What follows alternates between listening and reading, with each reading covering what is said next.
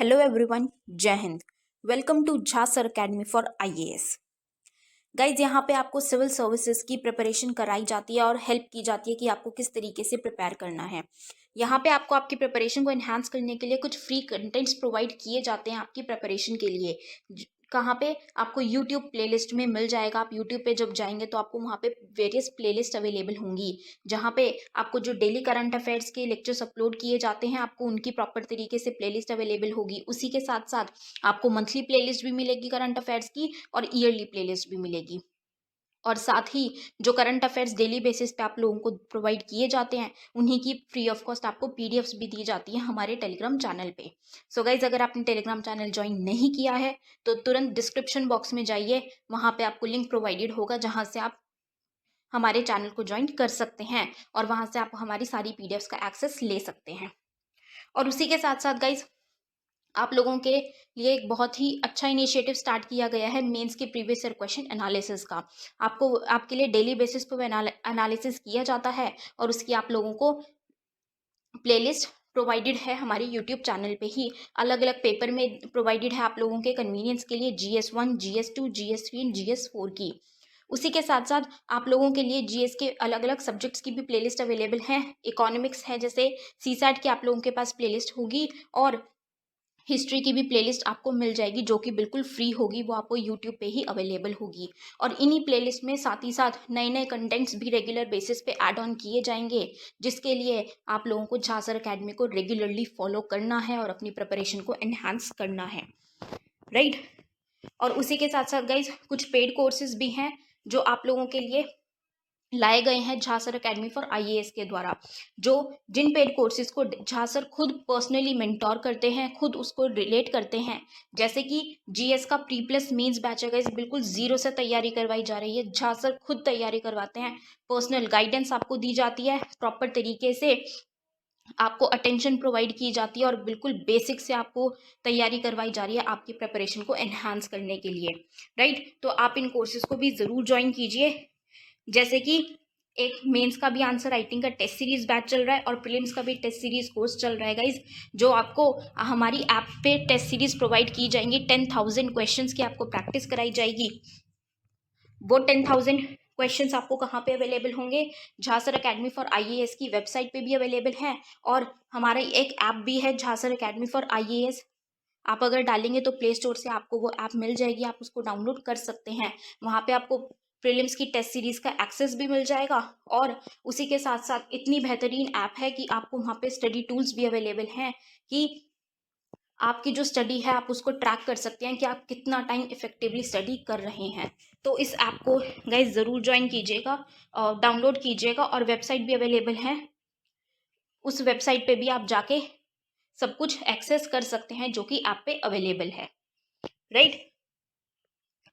So guys, Jha sir academy को regularly follow करते रहिएगा। हेलो दोस्तों, एक बार फिर से आपका स्वागत है झा सर एकेडमी की इस इकोनॉमिक्स की सीरीज़ में। जैसे कि आपको पता है कि हम अभी एनसीईआरटी की क्लास 11th की इकोनॉमिक्स की बुक कवर कर रहे हैं हमारी कोर्स में, ठीक। और हमने जो वैसे हमने सभी लेसन अब तक पढ़ लिए है, जो पहले से फर्स्ट से 9th चैप्टर तक हमने कवर कर लिया है, ठीक है। और आज हम इसका लास्ट चैप्टर कवर करने वाले हैं, ठीक है। हमने पिछले लेक्चर में जो 9th चैप्टर कवर किया था उसमें हमने जो एनवायरनमेंट के बारे में पढ़ा और जो भी सस्टेनेबल डेवलपमेंट है उसके कंसेप्ट के बारे में भी पढ़ा कि कैसे मतलब हमारा जो इकोनॉमिक डेवलपमेंट हुआ उसके साथ साथ ये जो भी एनवायरनमेंट हुआ उसका भी इश्यू साथ साथ खड़ा हो गया, ठीक है। तो उसको जो सोल्व करने के लिए हमने ये सस्टेनेबल डेवलपमेंट का एक अप्रोच अपनाया कि मतलब हमें अपनाना चाहिए, ऐसा हमने सजेशन देखा, ठीक है। और जो उसके लिए कई रास्ते देखे कि कैसे हम जो हमारी जो कंजप्शन की नीड्स है उसके लिए हम कैसे अल्टरनेटिव मेथड्स है उसको अपना सकते हैं, ठीक है। वो लास्ट में हमने वो देखा था। तो आज हम शुरू करेंगे इसका लास्ट चैप्टर, जो एनसीईआरटी की क्लास 11th का जो लास्ट चैप्टर है उसका। वो किसके बारे में चैप्टर है कि जो इंडिया और उसके नेबर्स है उसके कंपैरिजन के बारे में। जो कंपैरिजन होती है ना, वेरियस डेवलपमेंट्स में हम कंपैरिजन करते हैं कि चाइना हमारे से इतना आगे है, पाकिस्तान हमारे से इतना पीछे, इस तरह से, ठीक है। कि जो एक कंपेरेटिव डेवलपमेंट जो बोलते हैं ना हम, कि जो इंडिया और उसके नेबर्स का क्यों क्यों और हम नेबर्स के साथ कंपैरिजन क्यों करते हैं उसके बारे में भी हम आगे पढ़ेंगे। ठीक है, कि जैसे कि आपको मतलब आपको क्वेश्चन हो सकता है कि हमें मतलब हम कंपैरिजन कर रहे हैं अपने नेबर्स के साथ, लेकिन हम अपने नेबर्स के साथ कंपैरिजन क्यों करते हैं, इसका कारण भी हम आगे जानेंगे। ठीक है, और इस चैप्टर को पढ़ने के बाद आपको क्या पता चलेगा कि ये जो जो कंपेरेटिव ट्रेंड्स चल रहा है, ठीक है, जो वेरियस हमारी इकोनॉमिक और ह्यूमन डेवलपमेंट है, जो इंडिकेटर्स हैं हमारे, जो आपने इंडिकेटर्स देखा चाहिए ह्यूमन डेवलपमेंट के जो पिछले चैप्टर में मतलब पिछले लेक्चर में जो चैप्टर लिया था उसमें। ठीक है, तो चाइना और पाकिस्तान में इसका क्या ट्रेंड चल रहा है, ठीक है, हमें उनसे क्या सीखना चाहिए, उन्हें हमसे क्या सीखना चाहिए, हमारा क्या, हमारे डेवलपमेंट में क्या अच्छे फैक्टर्स है, उनके डेवलपमेंट में क्या अच्छे फैक्टर्स है, ये सब हम जानेंगे। ठीक है, और जो ये कंट्रीज जो है उन्होंने कौन सी स्ट्रेटेजीज अपने, जो डेवलपमेंट के लिए हर एक कंट्री स्ट्रेटेजीज अपनाना, अब मतलब वेरियस पॉलिसीज वो फ्रेम करता है। ठीक है, तो मतलब वो एक तरह की स्ट्रेटेजी होती है, तो उन्होंने कौन सी स्ट्रेटेजी अपनाई, हमने कौन सी स्ट्रेटेजी अपनाई, और वो आज हमने उन स्ट्रेटेजीज ने हमें कहाँ लाकर खड़ा किया है, उसका भी हम कंपेरेटिव जो मतलब जो हमें कंपैरिजन करना चाहिए वो हम करेंगे। ये देखिए दोस्तों, ये जो 10th चैप्टर है ना, वो एक तरह से देखा जाए तो उसमें कोई कंसेप्ट वाली बात नहीं है। ठीक है, जैसे कि हमने वो कंसेप्ट देखा था पिछले लेक्चर्स में, ह्यूमन कैपिटल का कंसेप्ट था, अनएम्प्लॉयमेंट का कंसेप्ट था, कैजुअलाइजेशन का कंसेप्ट था, सस्टेनेबल डेवलपमेंट का कंसेप्ट था, ठीक है, इनफॉर्मलाइजेशन का कंसेप्ट था। तो इन तरह का कंसेप्ट होते थे पिछले वाले लेक्चर्स में। ठीक है, ये जो फर्स्ट से 9th चैप्टर्स थे क्लास 11th की इकोनॉमिक्स बुक के, उसमें ये कंसेप्चुअल चैप्टर्स है जो फर्स्ट से 9th थे वो। ये जो लास्ट चैप्टर है वो इन चैप्टर से जो मतलब ये थोड़ा डिफरेंट चैप्टर है, ये थोड़ा मतलब कहा जाए को स्टेटिस्टिक्स पे ज़्यादा ध्यान देता है। ठीक है, मतलब ये कंपैरिजन ही करता है, कंपैरिजन स्टेटिस्टिक्स के ऊपर होती है। ठीक है, तो वेरियस कंट्रीज़ ने कैसे कैसे आगे बढ़े, वो कैसे कोई कंट्री का कैसे मतलब बैकवर्ड रहा, किस फैक्टर्स के कारण बैकवर्ड रहा, ये सब इस चैप्टर में हम सीखेंगे। ठीक है, तो ये चैप्टर थोड़ा इस तरह से अलग है, लेकिन इसमें भी आप बहुत ज़्यादा सीख सकते हैं। ठीक है, इसमें भी जो स्टेटिस्टिक्स दिए गए हैं, जो इंडिकेटर्स दिए गए हैं, जो भी मतलब स्ट्रेटेजीज, हिस्टोरिकल जो भी कंटेक्स्ट दिया गया है, वो भी आप सब मेंस में लिख सकते हो। ठीक है, चलिए तो शुरू करते हैं हमारा 10th चैप्टर इस लेक्चर में। देखिए दोस्तों, जो लास्ट 2 डिकेड्स है, मतलब लास्ट 2 दशक और 3 दशकों में मतलब देखे कि जो डिफरेंट कंट्रीज है पूरे वर्ल्ड में, उसमें इकोनॉमिक ट्रांसफॉर्मेशन चल रहा है। ठीक है, मतलब सभी कंट्रीज ने वेरियस इकोनॉमिक्स रिफॉर्म्स लाए हैं। ठीक है, मार्केट बड़ा हो रहा है, मार्केट फ्री हो रहा है, फ्री ट्रेड को बढ़ावा मिल रहा है। ठीक है, इसका कारण ये है, एक कारण ये है कि ग्लोबलाइजेशन। ठीक है, मतलब जैसे कि हमने देखा कि ग्लोबलाइजेशन हुआ, ग्लोबलाइजेशन का भी कंसेप्ट हमने पीछे पढ़ा था पिछले लेक्चर्स में। ठीक है, तो इसका मतलब ये है कि जो इस ग्लोबलाइजेशन के कारण जो मतलब जो पूरा इम्पैक्ट पड़ा है, ठीक है, लॉन्ग टर्म इम्पैक्ट और शॉर्ट टर्म इम्पैक्ट जो भी पड़ा है पूरी दुनिया में, उसके कारण क्या है कि जो भी इकोनॉमिक डेवलपमेंट हो रहा है पूरी कंट्री में, उसका इंडिया पे भी प्रभाव पड़ा है और पूरे वर्ल्ड में भी प्रभाव पड़ा है। ठीक है, इसी के कारण क्या हो रहा है कि जो भी डिफरेंट कंट्रीज है वो वेरियस इकोनॉमिक ट्रांसफॉर्मेशन में से गुजर रहे हैं। ठीक है, मतलब वो ट्रांसफॉर्म हो रहे हैं इकोनॉमिकली, वो भी अपनी जो ट्रेड है उसको बढ़ा रहे हैं, वो भी अपने जो मार्केट्स है उसको ओपन कर रहे हैं। ठीक है, और ये सब स्ट्रेटेजीज, ये मतलब ये इकोनॉमिक डेवलपमेंट के लिए वो क्या कर रहे हैं कि जो एक मतलब ग्रुप बना रहे हैं। ठीक है, जो ग्रुपिंग करते हैं अपने वेरियस, मतलब जब सिमिलर इंटरेस्ट साथ होते हैं। ठीक है, अगर सिमिलर इंटरेस्ट वाले देशों साथ होते हैं तो वो ग्रुप बना लेते हैं, जैसे कि सार्क देश है, यूरोपियन यूनियन है, हम EU बोलते हैं उसको, आसियान है, ठीक है, G8 कंट्रीज है, G20 कंट्री है, ब्रिक्स है। तो ये सब कंट्री का ग्रुप कैसे बनता है कि जो मतलब ये इकोनॉमिक ग्रुपिंग होता है, उनका जो इकोनॉमिक इंटरेस्ट होते हैं वो मिलते जुलते हैं। ठीक है, जैसे कि मैं आपको बताऊं कि जो भी ब्रिक्स है, ठीक है, उसमें ब्राज़ील और इंडिया को लो, तो दोनों के लिए कि दोनों में, ब्राज़ील और इंडिया दोनों में पॉवर्टी बहुत ज़्यादा है। ठीक है, और दोनों में अनएम्प्लॉयमेंट का रेट भी बहुत ज़्यादा है, तो दोनों को अपनी इकोनॉमी को आगे बढ़ाना होगा। तो इस तरह से वो क्या करते हैं कि जैसे सिमिलर इंटरेस्ट वाले देश होते हैं वो मिलते हैं और ग्रुपिंग बना लेते हैं। ठीक है, और एक तरह की एक ईगरनेस है, मतलब एक कुतूहल है इस देशों में कि जो वो अंडरस्टैंड करना चाहते हैं कि उनके नेबर कंट्रीज द्वारा क्या किया जा रहा है उनका डेवलपमेंट करने के लिए। ठीक है, जैसे कि हम इंडिया को कुतूहल रहता है कि चाइना क्या कर रहा है अपने डेवलपमेंट के लिए, पाकिस्तान को ये कुतूहल रहता है कि इंडिया क्या कर रहा है डेवलपमेंट के लिए। ठीक है, और जो मेक्सिको होता है उसको ये लगता है, उसको कुतूहल रहता है कि अमेरिका क्या कर रहा है डेवलपमेंट के लिए। तो इस तरह से मतलब हर एक देश है वो अपने जो भी डेवलप मतलब अपने पड़ोसी पड़ोसी होते हैं, हम जब भी इंसान भी होते तो हम भी अपने पड़ोसियों पे देखते हैं ना कि वो क्या कर रहे हैं, वो अपना डेवलपमेंट कैसे कर रहे हैं, वो हम ऐसे मतलब ऑब्जर्वेशन करते रहते हैं, ठीक है। तो ये देश भी होते हैं, वो क्रॉस बाउंड्री ऑब्जर्वेशन करते रहते हैं कि मेरा नेबर क्या कर रहा है, ठीक है। इस तरह से इससे हमें क्या पता चलता है, देखिए इससे हमें ये पता चलता है कि हमारी अपनी स्ट्रेंथ और वीकनेसेस क्या है, ठीक है। जैसे कि चाइना के साथ अगर हम कंपैरिजन करेंगे अपने डेवलपमेंट का, तब हमें पता चलेगा कि हमारा मैन्युफैक्चरिंग सेक्टर आज भी इतना ज़्यादा डेवलप्ड नहीं रहा है, ठीक है। तो इस तरह से, और जो जो जो डेवलपिंग कंट्रीज है, ठीक है, तो जो डेवलपिंग कंट्रीज है, इसके लिए ग्लोबलाइजेशन है एक बहुत ही बड़ा, मतलब एक कहा जाए कि एक एसेंशियल स्रोत है उनके लिए, ठीक है। क्योंकि जो भी डेवलपिंग कंट्रीज होते हैं उनका क्या होता है, इकोनॉमी उनकी छोटी होती है, ठीक है। तो उनकी इकोनॉमी को बढ़ाने के लिए उनको ग्लोबलाइजेशन पे निर्भर रहना पड़ता है, ठीक है। अगर वो प्रोटेक्शनिस्ट बन जाएंगे, अपनी इकोनॉमी को मतलब ग्लोबलाइज नहीं करेंगे, तो क्या होगा, वो ग्लोबल जो डेवलपिंग कंट्री होगा उसमें संभावना ये रहेगी कि वो फिर से पुअर्टी में चला जाए, ठीक है। मतलब डेवलप जो हो रहे हैं वो उसको जाहिर सी बात है आप समझ सकते हैं, हमने पिछले भी जो भी हिस्टोरिकल कंटेक्स्ट देखे थे इंडिया के, कि इंडिया ने ग्लोबलाइजेशन लाया क्यों, क्योंकि उसकी इकोनॉमी को बढ़ाना था, हमारी कंट्री डेवलपिंग थी, उससे आगे बढ़ाना था उसे, इसीलिए ग्लोबलाइजेशन लाया। तो इसका मतलब ये है कहने का कि ये जो डेवलपिंग कंट्री है, जो भी मतलब पूरी दुनिया में जो भी डेवलपिंग कंट्रीज है, उनके लिए ग्लोबलाइजेशन बहुत ही एसेंशियल रहता है, ठीक है, उनकी अपनी इकोनॉमी को आगे बढ़ाने के लिए। तो इस चैप्टर में मतलब ओवरऑल हम क्या पढ़ेंगे कि जो इंडिया और उसके जो नेबर्स है, ठीक है, वो जो दो लार्जेस्ट नेबर है पाकिस्तान और चाइना, उनके द्वारा कौन सी डेवलपमेंटल स्ट्रेटेजीज अपनाई गई, मतलब उन्होंने अपनी डेवलपमेंट करने के लिए क्या क्या स्ट्रेटेजी अपनाई, क्या क्या पॉलिसीज लाई, क्या क्या जो स्टेप्स लिए, कौन से डिकेड में कौन सा स्टेप लिया। कोई देश ने एग्रीकल्चर पे फोकस किया, कोई देश ने मैन्युफैक्चरिंग पे फोकस किया, कोई देश में सर्विस पे फोकस किया, और सभी देशों में अपनी अपनी चैलेंजेस होती है, ठीक है, अनेक ऑब्स्टेकल्स भी आते हैं। तो इस तरह से हम देखें कि मतलब जो भी डेवलपमेंट स्ट्रेटेजीज होंगी उनकी, और जो भी उन्होंने उपाय किए होंगे अपने प्रॉब्लम्स के सामने, अपने इश्यूज़ के सामने, वो सब हम देखेंगे, ठीक है।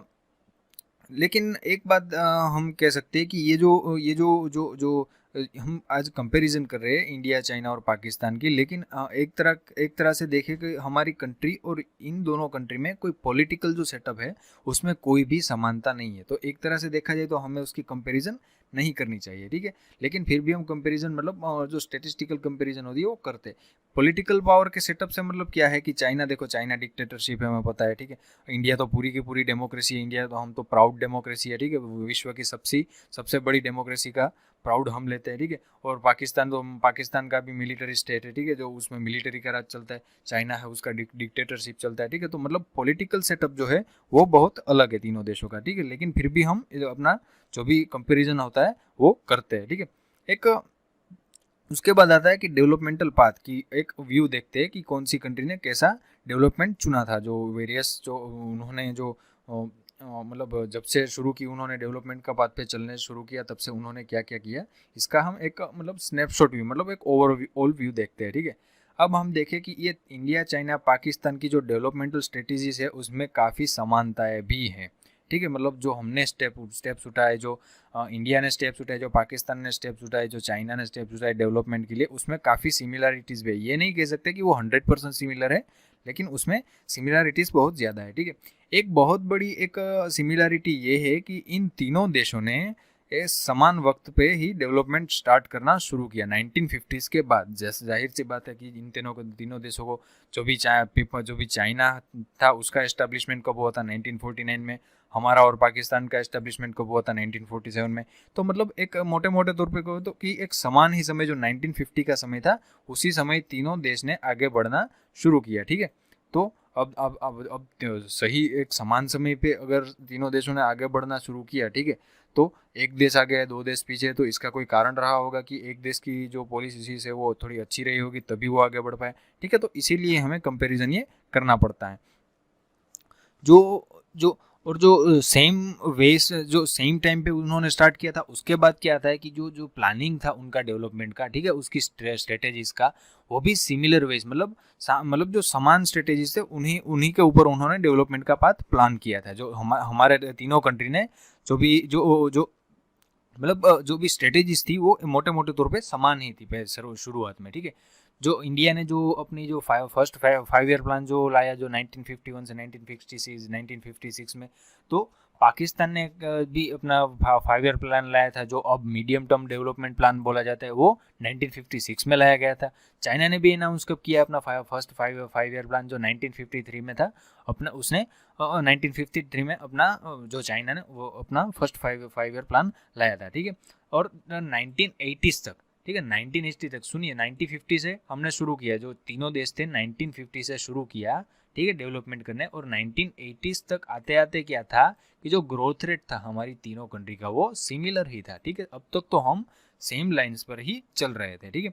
अब बात करते हैं चाइना की कि उन्होंने क्या किया, जैसे कि स्टेप लिए कि जो आफ्टर जो चाइना एस्टेब्लिश हुआ 1949 के बाद, तब चाइना ने क्या किया कि जो भी क्रिटिकल सेक्टर्स थे, जैसे, ठीक है, जो इकोनॉमी के क्रिटिकल सेक्टर्स होते हैं, जो भी एंटरप्राइज थे, ठीक है, जो लैंड होती थी, जो मतलब, ठीक है, तो वो सब क्या किया कि जो उन्होंने गवर्नमेंट के कंट्रोल के अंदर ले लिया।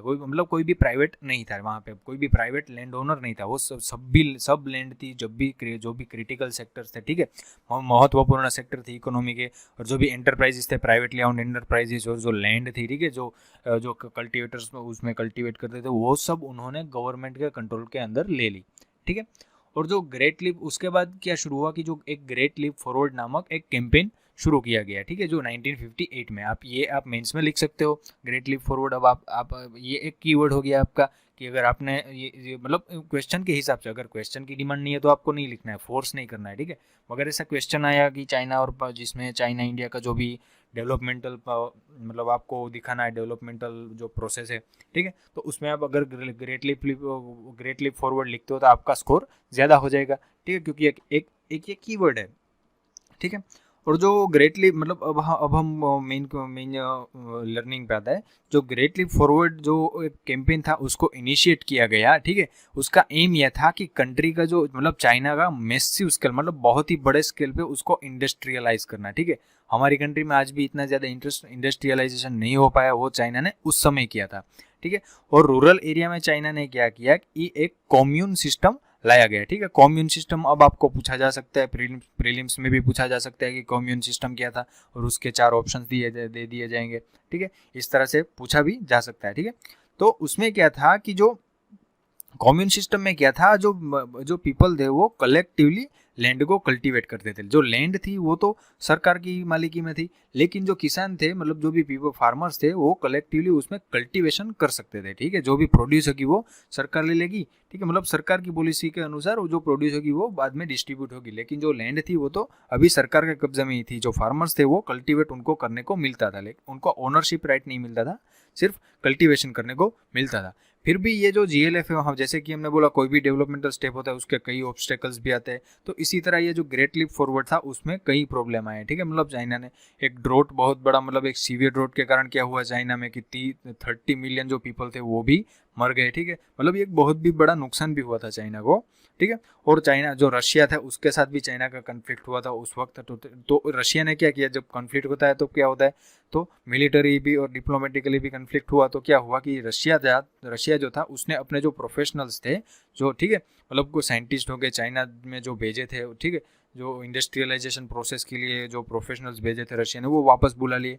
तो क्या होगा कि जो उनकी जो प्रोसेस होगी वो धीमी पड़ जाएगी, कि ठीक है, क्योंकि अब तो रशिया के प्रोफेशनल्स रहे नहीं चाइना में, तो चाइना के वो अपने खुद पे आत्मनिर्भर बनना पड़ेगा, तो उसमें टाइम लगेगा। तो इस तरह से मतलब ये जो डेवलपमेंटल प्रोसेस होती है, जब भी मतलब ऐसा कोई कन्फ्लिक्ट होता है तो डेवलपमेंटल प्रोसेस होती है वो बहुत स्लो हो जाती है, ठीक है। और उसके बाद जो 1965 में क्या हुआ कि जो माओ थे, ठीक है, अब तो ये माओ थे, उनके वो प्रीमियर थे उनके, ठीक है। और जो जो प्रोलेटेरियन कल्चरल रिवॉल्यूशन था वो इंट्रोड्यूस किया गया 1965 में, ठीक है।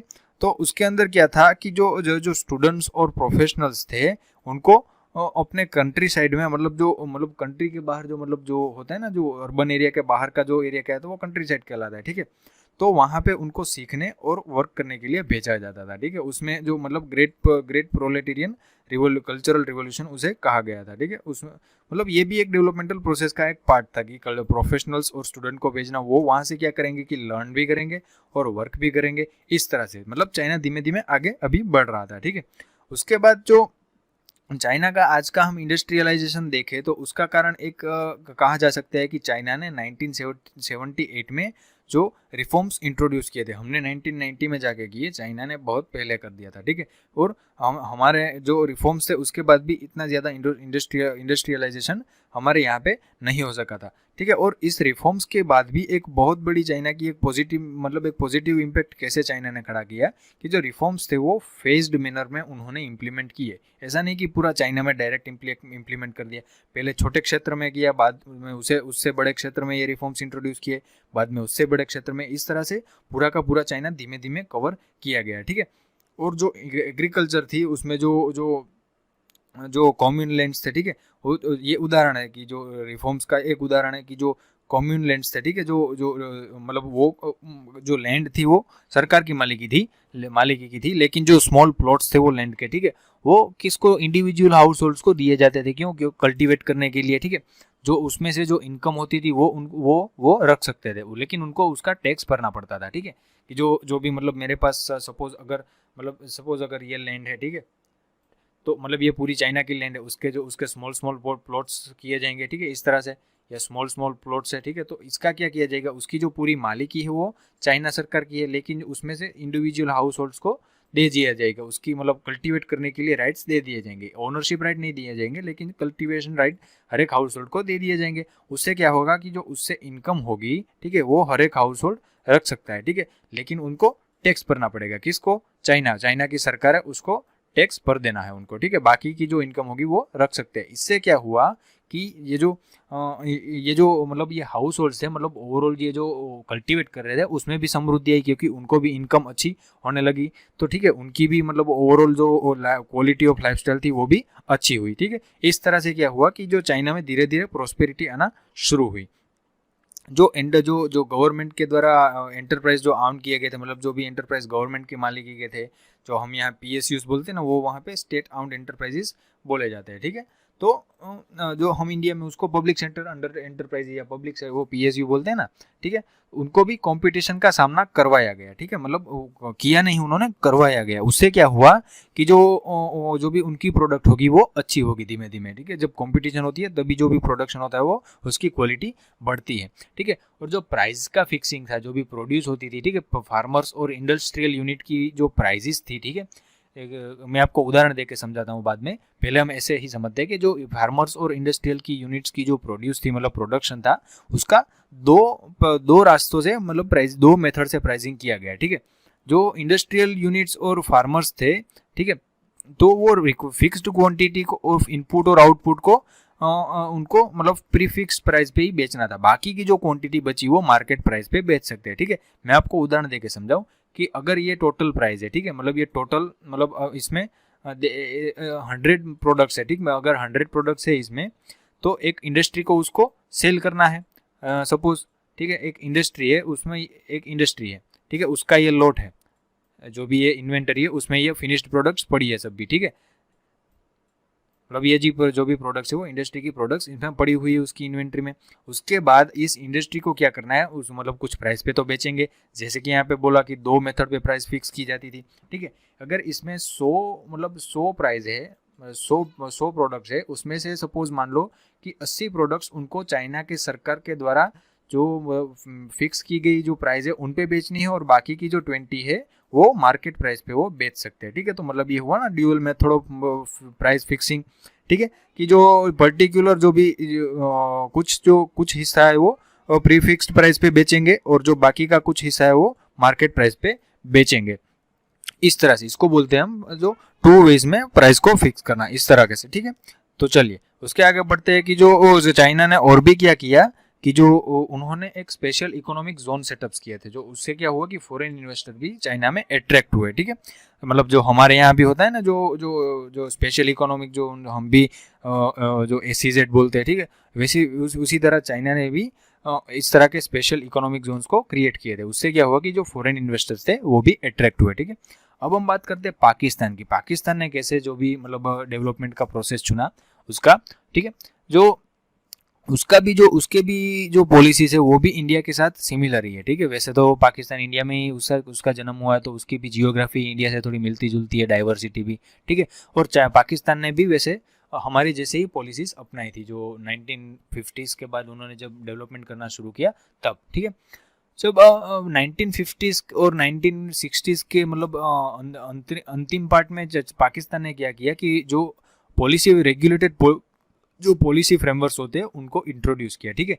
वो उसका एम क्या था कि जो मतलब पॉलिसी फ्रेमवर्क मतलब कुछ रेगुलेशंस लाए, कुछ एक्ट्स लाए, उन एक्ट्स और रेगुलेशन का एम क्या था कि जो इंपोर्ट सब्स्टिट्यूशन का, जैसे कि हमारा इंडिया का भी था ना, ठीक है, कि इंडस्ट्रियलाइजेशन करना, हमारी आत्मनिर्भरता के लिए इंडस्ट्रियलाइजेशन करना, ग्लोबल कंपटीशन के लिए नहीं, ठीक है। उनका भी यही मतलब था कि इंपोर्ट जो भी होता है उसको सब्स्टिट्यूट करके हम ऐसा इंडस्ट्रियलाइजेशन करें कि हम खुद की जो डोमेस्टिक डिमांड है उसको पूरा कर ले, ठीक है। मतलब इसका मतलब लॉन्ग टर्म में ये हार्मफुल रहता है, ये हमें भी पता है। जब इंडिया ने भी किया था ये इंपोर्ट सब्स्टिट्यूशन का जो अप्रोच अपनाया था, वो इंडिया के लॉन्ग टर्म के लिए वो हार्मफुल रहा था। इसी तरह पाकिस्तान को भी ये थोड़ा इसका मतलब जो भी कीमत है वो भी चुकानी पड़ी थी पाकिस्तान को, ठीक है।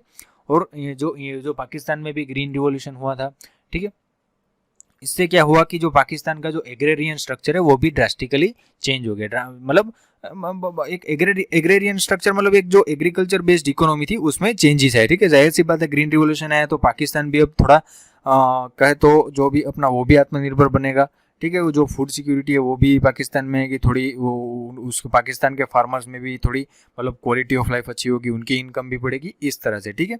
तो मतलब ओवरऑल उसकी जो एग्रेरियन स्ट्रक्चर था उसका थोड़ा चेंज हुआ, ठीक है। उसके बाद जो 1970s में उन्होंने नेशनलाइजेशन किया कैपिटल गुड्स का, जो भी जो मतलब जो कैपिटल गुड्स थे, इंडस्ट्री जो इंडस्ट्रियलाइज इंडस्ट्रीज थे, ठीक है, जो कैपिटल गुड्स इंडस्ट्री होती है ना, हमने जो देखा था पिछले लेक्चर्स में, जो मशीनें बनाती है, ठीक है। मशीन तो प्रोडक्ट्स बनाते हैं, लेकिन उस प्रोडक्ट को बनाने वाली मशीन को जो इंडस्ट्री बनाती है उसको हम बोलते हैं कैपिटल गुड्स इंडस्ट्री, ठीक है। तो इन इंडस्ट्रीज का भी नेशनलाइजेशन किया गया, ठीक है। ये शॉर्ट टर्म में अच्छा रहता है, लेकिन लॉन्ग टर्म में ये नेशनलाइजेशन उनको हार्मफुल रहता है उनकी इकोनॉमी का, ठीक है। और बाद में 1970s और 1980s के अंतिम भाग में उन्होंने क्या किया कि जो प्राइवेट सेक्टर को उन्होंने और मतलब एनकरेजमेंट दिया, ठीक है। 1950 और 1960s में उन्होंने नेशनलाइजेशन किया, मतलब एक गवर्नमेंट के कंट्रोल में लिया, लेकिन बाद में फिर से 1970s और 1980s में उन्होंने प्राइवेट सेक्टर को बढ़ावा दिया, डी नेशनलाइजेशन, मतलब हम डिसेंट्रलाइजेशन बोलते हैं, सॉरी डिसेंट्रलाइजेशन नहीं, जो प्राइवेटाइजेशन बोलते हैं वो किया उन्होंने भी, ठीक है। मतलब प्राइवेट सेक्टर को एक तरह से जो कहे कि उन्होंने भी प्राइवेट सेक्टर को एनकरेज किया, प्रमोट किया। और उनसे उनको क्या हुआ कि ये जो प्राइवेट सेक्टर को प्रमोशन जब उन्होंने करना शुरू किया पाकिस्तान ने, तब उनको विदेशों से क्या मिला कि जो फाइनेंशियल सपोर्ट था वो विदेशों से मिलने लगा, ठीक है। उसके बाद भी जो रेमिटेंसेस थे, जो विदेशों में उनके लोग काम करने जाते थे, उनसे भी ज्यादा रेमिटेंसेस आने लगे, ठीक है, पाकिस्तान में। तो ओवरऑल उनकी इकोनॉमी में मतलब एक अच्छा उछाल देखा गया, मतलब अच्छा विकास देखा गया, ठीक है।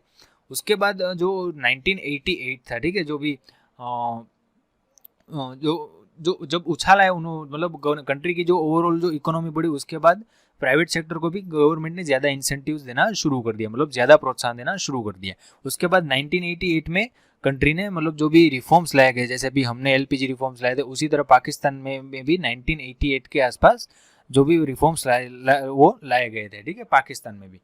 अब मतलब ये हम तीनों देशों की हमने ये बात की, जो चाइना और पाकिस्तान की मूल रूप से बात की कि उन्होंने मतलब चाइना ने कैसे आगे बढ़ा, जो पाकिस्तान कैसे आगे बढ़ा, इस तरह से, ठीक है। अब हम बात करते हैं डेमोग्राफिक इंडिकेटर्स की, जो जनसांख्यिक संकेतक हम बोलते हैं ना, कि जो पॉपुलेशन से रिलेटेड होता है उसकी, ठीक है। जो पाकिस्तान की पॉपुलेशन होती है ना, जो पाकिस्तान की पॉपुलेशन वो बहुत ही कम है। इंडिया की और चाइना की अगर कंपैरिजन में देखें वो 10वां हिस्सा है, ठीक है। मतलब एक पॉपुलेशन कम हो तो उनकी इकोनॉमी थोड़ी ज़्यादा प्रॉस्पर हो सकती है, अगर जो वो अच्छी तरह से मतलब इकोनॉमिक पॉलिसीज लाए तो, ठीक है। इकोनॉमी पे तो एक थोड़ा जियोग्राफी का भी फैक्टर रहता है, ठीक है। अब जो स्कॉलर्स जो वो बोलते हैं कि जो चाइना की जो 1970s में लाई गई वन चाइल्ड पॉलिसीज थी, ठीक है, वो मतलब जो भी वन चाइल्ड पॉलिसी के कारण क्या था कि जो कपल होते थे वो एक ही बच्चे को जन्म दे सकते थे। इससे क्या हुआ कि चाइना में क्या हुआ कि जो पॉपुलेशन ग्रोथ था वो बहुत कम हो गया, ठीक है। इसका लॉन्ग टर्म इफेक्ट क्या रहता है आपको पता है कि लॉन्ग टर्म में क्या होता है कि कंट्री में जो यूथ वाली पॉपुलेशन होती है वो बहुत ही कम हो जाती है, और जो एल्डर पॉपुलेशन होती है वो बहुत बढ़ जाती है, ठीक है। इससे मतलब जो कंट्री का ओवरऑल ग्रोथ होता है वो लॉन्ग टर्म में कम हो जाता है। क्यों? क्योंकि जो एल्डर पॉपुलेशन होती है वो तो काम बहुत कम कर सकती है, लेकिन वो उनको कंट्री का रिसोर्सेज तो यूज़ करते ही है। और जो यंगर पॉपुलेशन होती है जो काम कर सकती है अच्छे से, उसकी तो पॉपुलेशन कम है, तो एक कंट्री की जो डेवलपमेंट है उसको ये धीमा कर सकता है, ऐसी स्थिति, ठीक है। इन तीनों, इनके बाद भी अगर हम देखा जाए तो इन तीनों कंट्री में आज भी सेक्स रेशियो जो है वो बहुत ही मतलब आज भी थोड़ा लो रहता है, जो वो फीमेल के पक्ष में थोड़ा बायस्ड रहता है, लेकिन ठीक है, इसका मतलब ये हुआ कि जो नंबर ऑफ फीमेल्स है मेल के हिसाब से वो कम है, ठीक है, पर 1000 मेल्स है उसके सामने जो फीमेल्स है वो कम है, मेल मतलब वो 1000 से कम फीमेल है, ठीक है, पर 1000 मेल के सामने, इस तरह से। तो मतलब ये जो सेक्स रेशियो होता है वो लो रहता है तीनों कंट्री में, ये प्रॉब्लम तीनों कंट्री का है, ठीक है। अब चाइना, अब जब जब ये प्रॉब्लम हुआ चाइना का, जो वन चाइल्ड पॉलिसी के कारण जो लो ग्रोथ हुआ, उसके कारण क्या रहेगा कि अब कुछ दशकों के बाद क्या होगा चाइना में, जो एल्डरली पीपल है, जैसे मैंने बताया कि एल्डरली पीपल है उनकी पॉपुलेशन ज़्यादा बढ़ जाएगी, ठीक है। और इसके कारण क्या, इसकी अब ये जब चाइना को समझ में आया तब चाइना ने फिर से 2 चिल्ड्रन पॉलिसी लाई गई, ठीक है। अब जो कपल थे वो 2 चाइल्ड रख सकते हैं, ठीक है। तो तभी तो, वरना क्या होगा कि लॉन्ग टर्म में क्या होगा कि एल्डर पॉपुलेशन ज़्यादा बढ़ जाएगी और चाइना का जो ग्रोथ है वो फिर से कम हो जाएगा, इस तरह से। और जो चाइना है उसमें फर्टिलिटी रेट है वो भी बहुत कम है, चाइना और पाकिस्तान में, ठीक है। और उसके बाद भी चाइना में अर्बनाइजेशन का रेट है वो बहुत ज़्यादा है, ठीक है। अर्बनाइजेशन मतलब शहरीकरण का रेट है वो बहुत ज़्यादा है, फर्टिलिटी रेट है वो बहुत कम है। लेकिन अगर फर्टिलिटी रेट है वो बहुत कम है, ठीक है, चाइना में कम है, लेकिन पाकिस्तान में वो बहुत ज़्यादा है, ठीक है। इसीलिए हम देखते हैं कि दोनों का जो ग्रोथ रेट है पॉपुलेशन का वो मोर और लेस सेम रहता है, ठीक है, कि चाइना में फर्टिलिटी रेट तो कम है लेकिन ओवरऑल पॉपुलेशन बहुत ज़्यादा है, ठीक है। तो ओवरऑल जो पॉपुलेशन ग्रोथ होता है वो बहुत ज़्यादा ही रहता है, वो मतलब जब हम एंड में देखें तो ओवरऑल पॉपुलेशन ग्रोथ ज़्यादा रहता है, ठीक है। अब हम डेमोग्राफिक इंडिकेटर्स को इस टेबल है उसमें देखते हैं। देखिए कि जो ये चाइना की एस्टिमेटेड, इंडिया की एस्टिमेट जो 2017-18 का डेटा है, ठीक है, जो इंडिया की पॉपुलेशन हो 1352 मिलियन है और चाइना की भी मोटे मोटे तौर पे इतनी है। पाकिस्तान की देखो मतलब 10वें भाग की ही होगी, मतलब 8वें 9वें भाग की पाकिस्तान की है। देखिए उनके जो एनुअल ग्रोथ है, हमारा एनुअल ग्रोथ हो मतलब अराउंड 1% है, चाइना का बहुत कम है। देखो चाइना का बहुत कम इसलिए कि उनका फर्टिलिटी रेट है वो कम है, जो बाकी जो पाकिस्तान का उनका फर्टिलिटी रेट वेरी हाई है, ठीक है। और जो डेंसिटी है वो इंडिया में बहुत ही ज़्यादा है, ठीक है। और चाइना का कम, इस डेंसिटी कम इसलिए है कि उसका जो क्षेत्र है, मतलब क्षेत्रफल है वो बहुत ज़्यादा है इंडिया से भी, उसका मतलब चाइना बड़ा है, ठीक है। और देखिए उन तीनों में जो सेक्स रेशियो है वो तो कम ही है, मतलब वो बायस्ड है, फीमेल के जो पक्ष में बायस्ड है, ठीक है। इसके हम ऐसा बोलते हैं फीमेल के पक्ष में ये बायस है, मतलब जो भी नंबर ऑफ 1000 मेल्स के सामने जो फीमेल्स है वो कम है। और अर्बनाइजेशन का भी रेट इसमें दिया गया है कि 34% अर्बनाइजेशन है इंडिया में, चाइना में 59% है, ठीक है।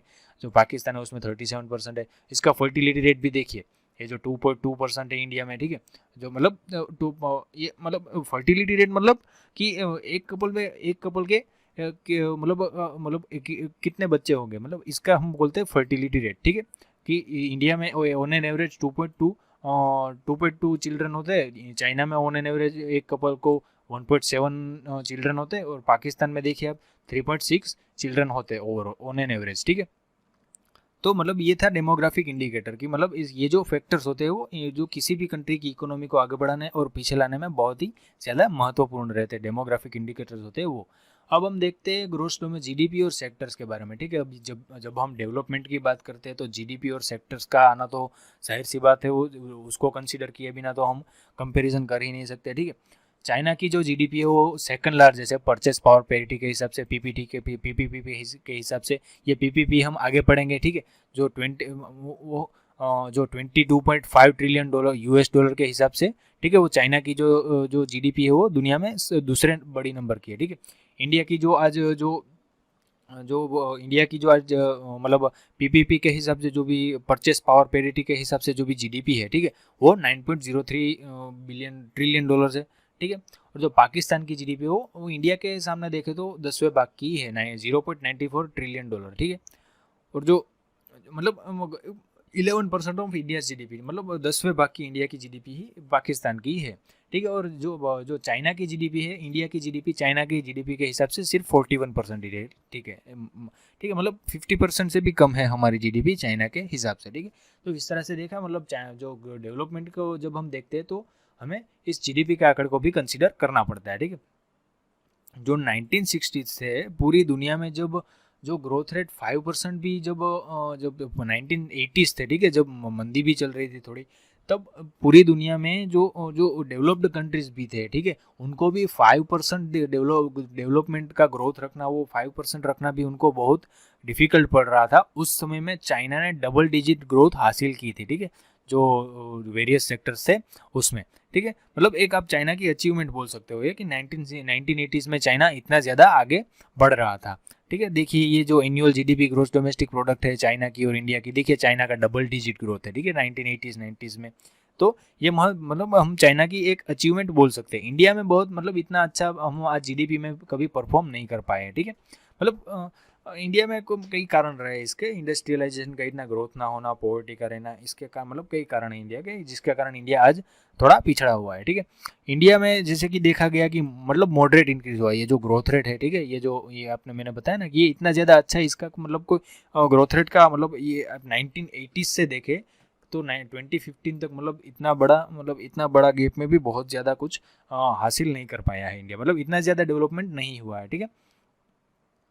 अब हम देखते हैं कि जो पीपल कैसे एंगेज होते हैं वेरियस सेक्टर्स में, ठीक है, और वो कैसे जीडीपी में जो जो होते हैं, जो वो कंट्रीब्यूट करते हैं। हम जाहिर सी बात है कि जो वेरियस सेक्टर्स में लोग एंगेज होते हैं, agriculture, industrial sector, service sector, वो लोग जीडीपी में कंट्रीब्यूट करते हैं, ठीक है। तो वो कैसे कंट्रीब्यूट करते हैं वो भी हम देखते हैं वेरियस कंट्रीज में, कि चाइना में कैसे ये हुआ, जो इंडिया में कैसे वो कंट्रीब्यूट करते हैं, पाकिस्तान में कैसे कंट्रीब्यूट करते हैं, ये सब भी हम देखते हैं।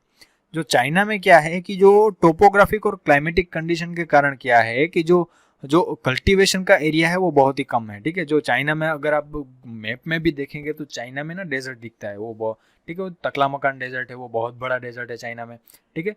तो मतलब उसमें जो कल्टीवेबल लैंड होती है वो बहुत चाइना में बहुत ही कम है। जो इंडिया का जो जो जो मतलब जो चाइना का जो टोटल एरिया है, लैंड एरिया, उससे सिर्फ 10% ही उसका एरिया कल्टीवेशन के लायक रहता है चाइना में, ठीक है। और जो जो चाइना का टोटल कल्टीवेबल एरिया है, जो इंडिया के कंपैरिजन में देखें तो इंडिया का टोटल कल्टीवेबल एरिया है उससे चाइना का सिर्फ 40% ही है, ठीक है। मतलब अगर इंडिया में 100 एकर्स ऑफ कल्टीवेबल एरिया है तो चाइना में सिर्फ 40 एकर्स ऑफ कल्टीवेबल एरिया है, ठीक है। इस तरह से इंडिया का जो भी कल्टीवेबल एरिया है उससे चाइना का 40% ही चाइना में कल्टीवेबल एरिया है, ठीक है। तो उसके बाद क्या किया गवर्नमेंट, अब गवर्नमेंट इंटरवेंशन जरूरी हो जाता है। जब भी ऐसा रिसोर्स की कमी होती है ना, तब गवर्नमेंट इंटरवेंशन बहुत ही जरूरी हो जाता है, ठीक है। तो गवर्नमेंट ने क्या किया, मतलब अभी प्राइवेटाइजेशन नहीं किया था, जैसे कि मैंने बोला ना वो कम्युन सिस्टम था, कम्युन सिस्टम में गवर्नमेंट ने जो भी लैंड थी वो अपने हाथों में ले ली थी, ठीक है। तो गवर्नमेंट ने क्या किया कि जो जो भी अपने फील्ड थे, जो फील्ड पे काम करते थे लोग, उनको क्या कहा कि आप वेरियस अदर एक्टिविटीज़ को हाथ में ले लो, जैसे कि हैंडीक्राफ्ट है, कॉमर्स है, ट्रांसपोर्ट है, इस तरह की वेरियस अलग एक्टिविटी भी आप करने लगो, ठीक है। इससे इससे क्या हुआ कि जो जो जो मतलब जो इंडिया में क्या है कि जो मतलब हमारी आज भी एक बहुत बड़ी वर्कफोर्स जैसे एग्रीकल्चर पे निर्भर है। चाइना में क्या है कि जो 26% उसकी वर्कफोर्स थी वो आज भी एग्रीकल्चर पे निर्भर है, लेकिन उसका जो जीडीपी में जो मतलब वो कंट्रीब्यूशन है वो सिर्फ 7% है। इंडिया में आज भी जीडीपी में भी एग्रीकल्चर का हिस्सा थोड़ा ज़्यादा रहता है, ठीक है। चाइना के हिसाब से देखें तो थोड़ा इंडिया में भी ज़्यादा रहता है, मतलब चाइना ने एग्रीकल्चर सेक्टर में थोड़ा ज़्यादा ग्रोथ हासिल किया है हमारी कंपैरिजन में देखें तो, इस तरह से, ठीक है। कि चाइना ने अपने लोगों को एनकरेज किया था कि आप अपने मतलब कल्टीवेशन के वर्क को छोड़ो और जो भी डिफरेंट वर्क होते हैं जैसे कि हैंडीक्राफ्ट, कॉमर्स है, मतलब ट्रेड करना और ये सब, और ट्रांसपोर्ट, वो सब आप काम लो, ठीक है।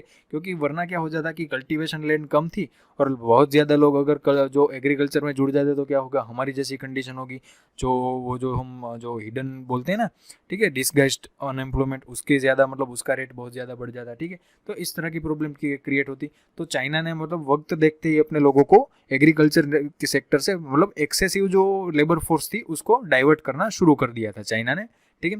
तो आज कंट्री जो भी मतलब आज हम देख सकते हैं कि चाइना की जो एग्रीकल्चर सेक्टर है उसमें उसका जीडीपी में उसका जो हिस्सा है वो सिर्फ 7% ही है, इंडिया में उससे ज़्यादा है, ठीक है। देखिए यहाँ पे दिया गया है कि कंट्रीब्यूशन टू जीडीपी, मतलब वो उसको ग्रोस वैल्यू एडेड भी बोलते हैं हम, ठीक है।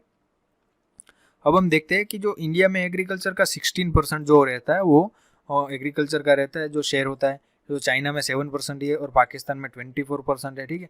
इंडिया में देखिए सर्विस सेक्टर का 54% है और चाइना का भी 52% है, पाकिस्तान का 57% है।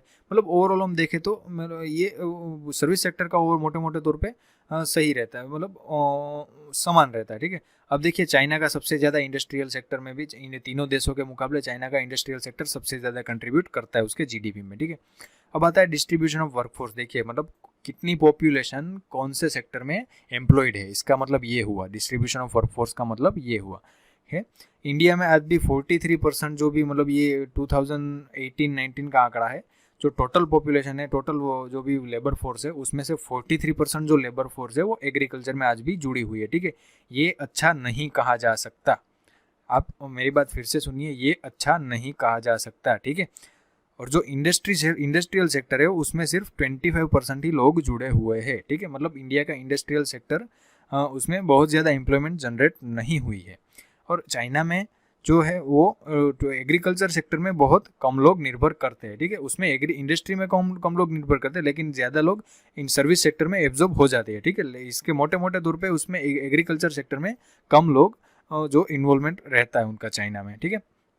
उसके बाद आता है पाकिस्तान। उसका भी मतलब 41% जो लोग वर्क फोर्स है वो एग्रीकल्चर में मतलब जो एब्जॉर्ब होती है, और जो 24% इंडस्ट्री में एब्जॉर्ब होती है, और जो बाकी की 35% जो वर्क फोर्स है वो सर्विस सेक्टर में एब्जॉर्ब कर ली जाती है, ठीक है।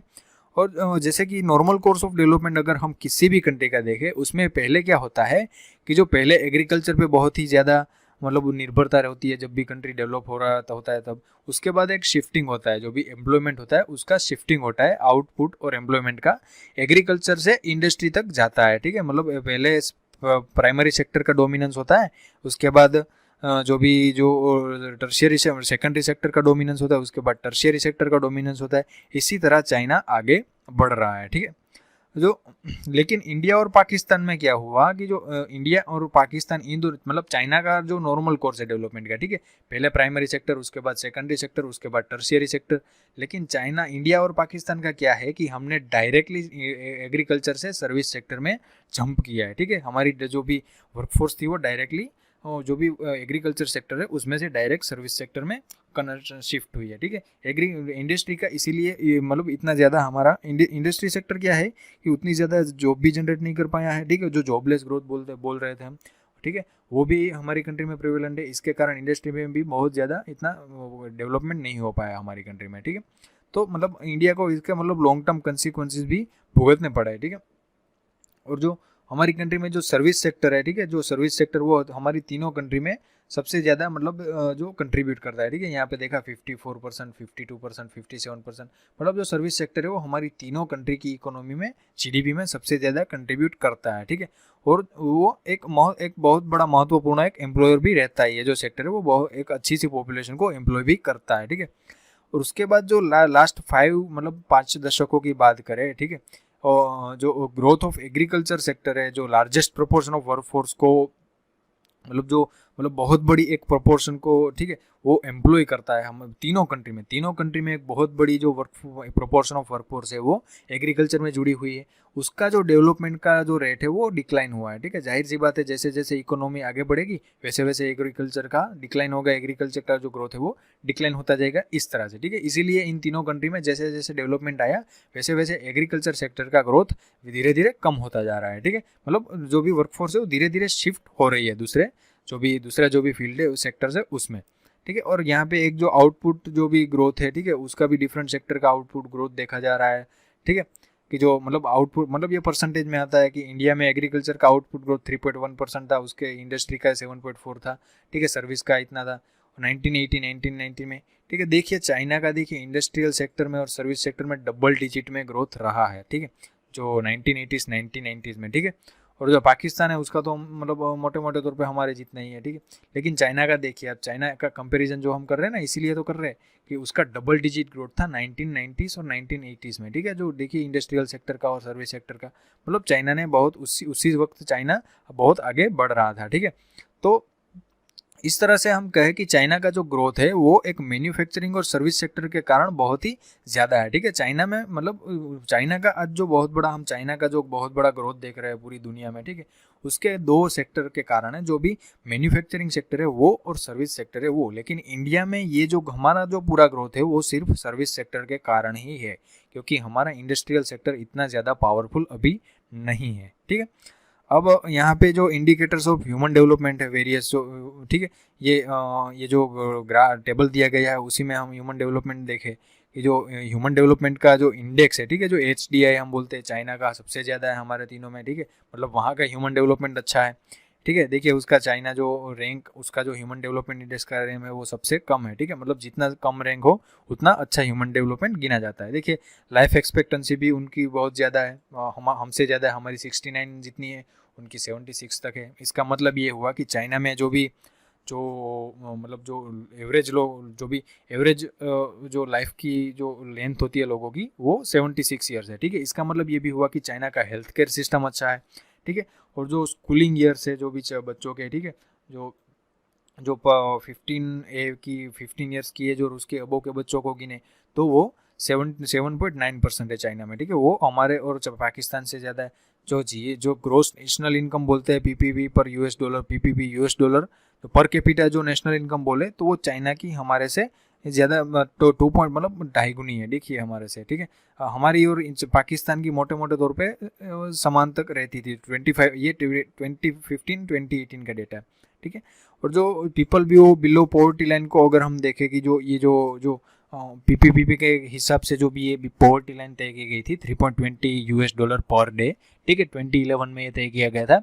वो देखिए चाइना में जो भी है वो बहुत ही कम है, इंडिया में बहुत ज़्यादा है, ठीक है, पाकिस्तान में भी बहुत ज़्यादा है।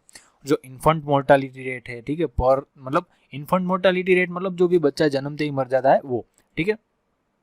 तो वो क्या है कि जो 1,000 बच्चों के बीच में कितने ऐसे बच्चे हैं जो इन्फेंट होने के बावजूद के बाद मर जाते हैं, मतलब जो जन्म होने के बाद मर जाते हैं। 1,000 बच्चों में से ऐसे इतने कौन से केस आते हैं, उसको हम परसेंटेज में जब गिने तो इसको हम बोलते हैं इन्फेंट मोर्टालिटी रेट, ठीक है। तो चाइना का बहुत ही कम है, ठीक है। फिर से ये दिखाता है कि चाइना की जो हेल्थ केयर सिस्टम वो हमसे कई ज़्यादा अच्छी है, ठीक है।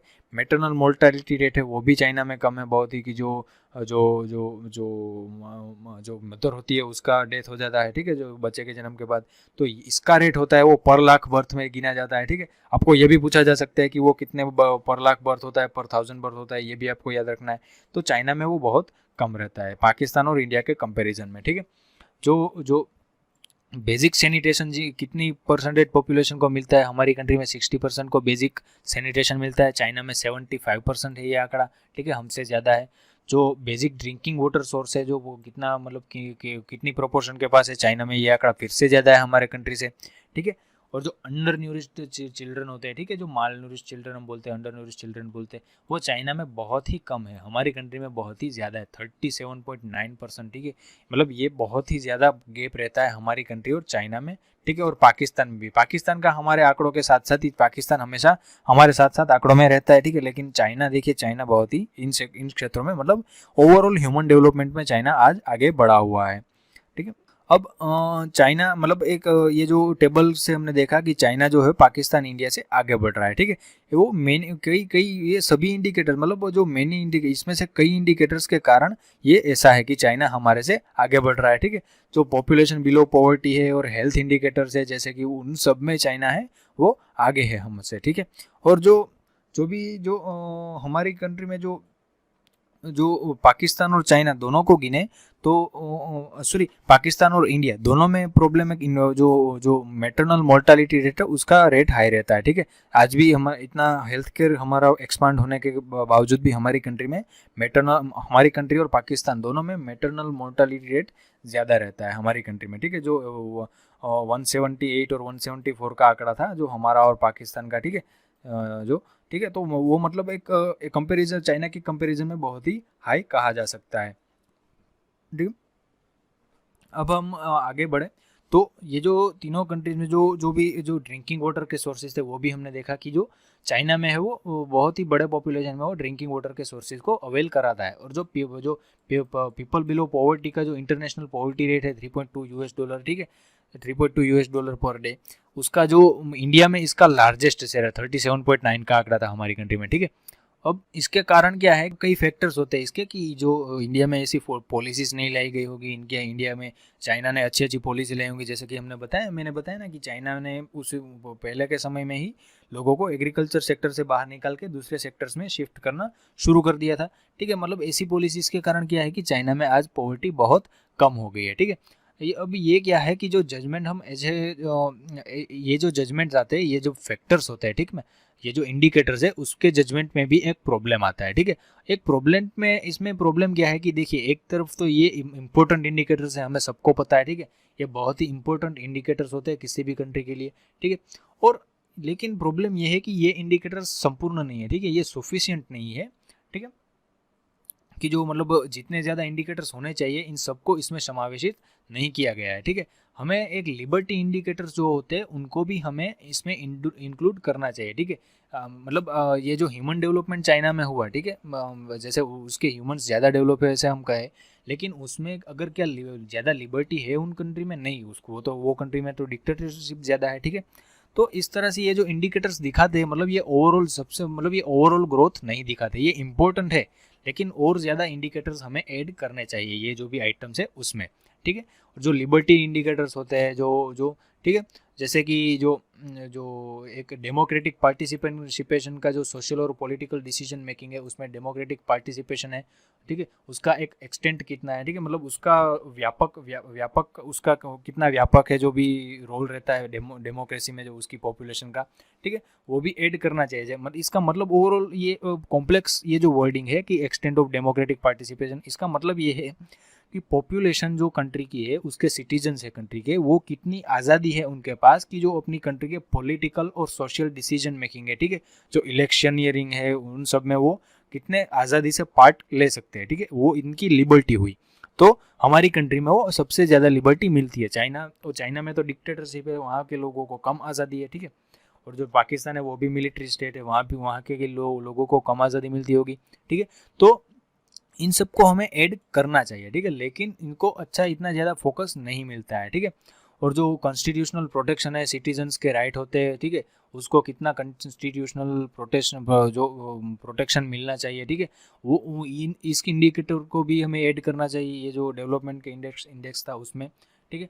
और जो कॉन्स्टिट्यूशनल मतलब जो जुडिशियरी है और रूल ऑफ लॉ है उसको कितना प्रोटेक्शन मिलता है किसी भी कंट्री में, उसको इस फैक्टर को भी ऐड करना चाहिए, ठीक है। अब इस फैक्टर को जब हम ऐड करेंगे तो इंडिया उसमें सबसे पहले उभरेगा, ठीक है, क्योंकि चाइना तो डिक्टेटरशिप है, उसमें कोई सिटीजन्स के राइट का कोई मतलब कोई इतना ज़्यादा प्रोटेक्शन नहीं किया जाता, और वहाँ की जुडिशियरी और रूल ऑफ लॉ भी मतलब वो सब उसके जो भी डिक्टेटर है उसके हाथ में होता है, जो भी मिलिट्री होती है वो भी उसके हाथ में होती है। तो इन सब फैक्टर्स को अगर ऐड करें तो इंडिया उन सब में आगे रहेगा, लेकिन इन सब फैक्टर्स को ऐड नहीं किया जाता, ठीक है। तो ये एक ह्यूमन डेवलपमेंट इंडेक्स की एक बहुत कहा जाए तो बहुत बड़ी एक प्रॉब्लम भी है, मतलब एक नेगेटिव पॉइंट कह सकते हैं, ठीक है। अब हम मूल्यांकन करते हैं डेवलपमेंट स्ट्रेटेजीज का, कि जो ये मतलब जो हमें लर्न करने के लिए किसी भी जो के स्ट्रेटेजीज है वेरियस नेबर्स की, उसको लर्न करने के लिए हमें क्या करना होगा कि हमें सीखना पड़ेगा उनसे, कि उनका मूल्यांकन करना पड़ेगा उनका, ठीक है। तो हम एक कह सकते हैं कि जो भी कंट्री का जो सक्सेस और फेलियर्स होता है, ठीक है, जब अगर हमें सीखना हो अपनी नेबरिंग कंट्रीज़ के, ठीक है, कि अपने नेबरिंग कंट्रीज़ ने कौन सी स्ट्रेटेजीज अपनाई, ठीक है, कैसे उन्होंने जो भी डेवलपमेंट है वो किया, कैसा उनका परफॉर्मेंस रहा उनकी इकोनॉमी का, इन सब को देखने के लिए हमें पहले तो ये पता ना लगाना पड़ेगा कि उनके जो रूट्स होते हैं उनकी इकोनॉमी के, उसके सक्सेस और फेलियर्स के, मतलब उनके सक्सेस और फेलियर के मूल कहाँ थे, ठीक है। जैसे कि चाइना में जो फेलियर का एक बहुत बड़ा प्रॉब्लम क्या था कि जो ड्रॉट हुआ, ठीक है, और जो ड्रॉट हुआ, और चाइना में एक बहुत दूसरा एक बहुत प्रॉब्लम क्या है बड़ा, कि जो उसकी कल्टिवेबल लैंड है वो बहुत ही कम है चाइना में, ठीक है। तो इस तरह के जो सक्सेस और फेलियर्स के जो रूट्स होते हैं, मतलब ये एक मूल कह सकते हैं कि इन मूल के कारण जो भी कंट्री होती है उसमें या तो सक्सेस मिल सकता है या तो फेलियर मिल सकता है, ठीक है, इस तरह से। तो इनको पहले हमें समझना पड़ेगा, हमारी नेबर कंट्री को अगर उसकी स्ट्रेटेजीज को समझना है तो उनके सक्सेस और फेलियर्स के मूल को पहले हमें समझना पड़ेगा, ठीक है। और उसके बाद जो जो जो उनकी स्ट्रेटेजीज के डिफरेंट फेजेस है, ठीक है, सिर्फ स्ट्रेटेजी ज़रूरी नहीं है, पूरी स्ट्रेटेजीज के फेजेस होते हैं। जैसे कि मैंने बताया कि चाइना था, उसने अपने डेवलपमेंट स्ट्रेटेजीज को फेज्ड मैनर में इम्प्लीमेंट किया था, पूरी कंट्री में लागू नहीं कर दिया, धीरे धीरे उसको कंट्री में लागू किया, तो डिफरेंट फेजेस में लागू किया। तो इन फेजेस में भी डिफरेंस होता है, तो इस फेजेस को समझना भी हमें बहुत ज़रूरी होता है कि नेबर की स्ट्रेटेजीज को समझने के लिए, ठीक है। जो चाइना ने क्यों 1980s हम सवाल पूछे कि जो 1978 में चाइना ने रिफॉर्म्स लाए थे, ठीक है, तो चाइना ने क्यों उसी समय लाए, ये हम सवाल पूछ सकते हैं। उनका कोई कंपल्सन तो नहीं था, मतलब चाइना को ज़रूरत नहीं थी उन ये रिफॉर्म्स जो ये रिफॉर्म्स लाने की ये ज़रूरत नहीं थी उनको, फिर भी वो लाए। ऐसा क्यों हुआ कि ये जो न्यू लीडरशिप थी उसमें, जो ठीक है, जो चाइना में मतलब न्यू लीडर्स आए होंगे, मतलब न्यू पॉलिटिकल जो लीडर्स आए होंगे, ठीक है, वो हैप्पी नहीं थे। चाइना में ग्रोथ तो हो रहा था लेकिन वो स्लो पेस था, ठीक है। चाइना का जो ग्रोथ था उसकी जो गति थी वो बहुत धीमी थी, ठीक है। वो उनके लीडर्स को पसंद नहीं आ रही थी, ठीक है। ये एक बहुत बड़ा कारण था। और दूसरा कारण ये था कि चाइना में इतना ज़्यादा मॉडर्नाइजेशन नहीं था चाइना की इकोनॉमी में, ठीक है। मतलब बहुत ज़्यादा लोग थे वो तभी वो एग्रीकल्चर पे डिपेंडेंट कर रहे थे, ठीक है। मतलब इतना ज़्यादा मॉडर्नाइजेशन उस कंट्री में तब नहीं था, ठीक है। तो मतलब जो लीडर्स थे, माओइस्ट रूल हम कहते हैं, ठीक है, उस समय माओ के अंदर का जो रूल था, ठीक है, तो मतलब उनको ये पसंद नहीं है, ठीक है। उसको ये सेटिस्फाई नहीं हुए कि उनको लगा कि वो थोड़े एम्बिशियस थे, तो उनको लगा कि चाइना का ज़्यादा डेवलपमेंट होना चाहिए, तो इसीलिए ये रिफॉर्म्स लाए गए थे, ठीक है। और आप आज हम सब देख रहे हैं कि इसका मतलब जो जो फ्रूट्स हैं उनको आज मिल रहे हैं, ठीक है। और जो उसके बाद हम बात करें कि जो जो जो इंफ्रास्ट्रक्चर था, जो एजुकेशनल और हेल्थ में, ठीक है, जो डिसेंट्रलाइज्ड प्लानिंग था चाइना का, ठीक है, जो मतलब ओवरऑल कहे कि जो उन्होंने पहले ये सब बिल्ड करना शुरू कर दिया था कि एजुकेशनल का और हेल्थ का, और जो भी हमने आगे भी ह्यूमन डेवलपमेंट इंडेक्स में भी हेल्थ के जो फैक्टर्स थे वो देखे, ठीक है। मतलब चाइना का हेल्थ केयर सेक्टर हमसे अच्छा है इस तरह से कि उन्होंने पहले से ही हेल्थ एजुकेशनल और हेल्थ में इंफ्रास्ट्रक्चर बिल्ड करना शुरू कर दिया था, ठीक है। और डिसेंट्रलाइज्ड प्लानिंग करना शुरू कर दिया था, ठीक है। मतलब जो सब कुछ सेंट्रल गवर्नमेंट नहीं करती, और लेकिन जो एक क्या होता है कि जो स्टेट गवर्नमेंट होगी, जो प्रोविंशियल गवर्नमेंट होगी, उनको भी ऑटोनॉमी दी गई थी, ठीक है। और जो स्मॉल एंटरप्राइजेस थे वहाँ पे, ठीक है, जो हम यहाँ पे बड़ी बड़ी कंपनियाँ नहीं, जो स्मॉल एंटरप्राइजेस थे, उससे क्या हुआ कि एक ओवरऑल पॉजिटिव इम्पैक्ट आया, ठीक है। जो सोशल इनकम थी, जो इनकम थी, जो लोगों की, उसमें भी एक अच्छा सा वृद्धि हुई, ठीक है। क्योंकि लोग अब क्या कर रहे थे, अपने आप प्रोडक्शन कर रहे थे, ठीक है। वो दूसरे पे निर्भर नहीं रहता था, ठीक है। तो इसी के कारण लोगों की जो ओवरऑल जो इनकम थी वो भी बढ़ी और चाइना में प्रॉस्पेरिटी आई, ठीक है। तो इस तरह से क्या हुआ कि चाइना ने फेज्ड मैनर में जो रिफॉर्म्स लाए गए, उसके कारण उसके बाद उसमें इंफ्रास्ट्रक्चर बिल्डिंग किया गया हेल्थ और एजुकेशनल सेक्टर में। तो ओवरऑल इन रीजन्स के कारण जो भी इम्प्रूवमेंट हुआ चाइना का, ये आज हम देख सकते हैं, ठीक है। और जो बेसिक हेल्थ केयर सर्विसेज थी रूरल एरिया में, वो भी चाइना में की गई, ठीक है। एक बहुत ही बड़ा मतलब मैसिव एक्सटेंशन, बहुत ही बड़े स्केल पे एक बेसिक हेल्थ, मतलब आप मैप में भी देखो तो चाइना बहुत बड़ा है, ठीक है। तो मतलब पूरे चाइना में जो भी रूरल एरिया है उसमें भी जो मैसिव एक्सपेंशन किया गया, ठीक है। और जो कम्यून सिस्टम है उसमें भी जो डिस्ट्रीब्यूशन ऑफ लैंड किया गया, अब जो फूड ग्रेन्स था उसका भी एक इक्वल डिस्ट्रीब्यूशन किया गया, सब लोगों को फूड ग्रेन्स मिले, ऐसी अपॉर्चुनिटीज़ लोगों को मतलब प्रोवाइड कराई गई, ठीक है। मतलब कोई बाकी ना रह जाए, मतलब इक्विटेबल डेवलपमेंट किया गया लोगों का। जो कम्यून सिस्टम थी उसमें क्या था कि लैंड तो जो गवर्नमेंट के कंट्रोल में ही थी, लेकिन जो कल्टीवेशन दिया गया था वो अपने फार्मर्स को दिया जाता था, और जो भी फूड ग्रेन्स प्रोड्यूस होते थे उनको भी इक्विटेबल मतलब समान रूप से डिस्ट्रीब्यूशन किया जाता था, ठीक है।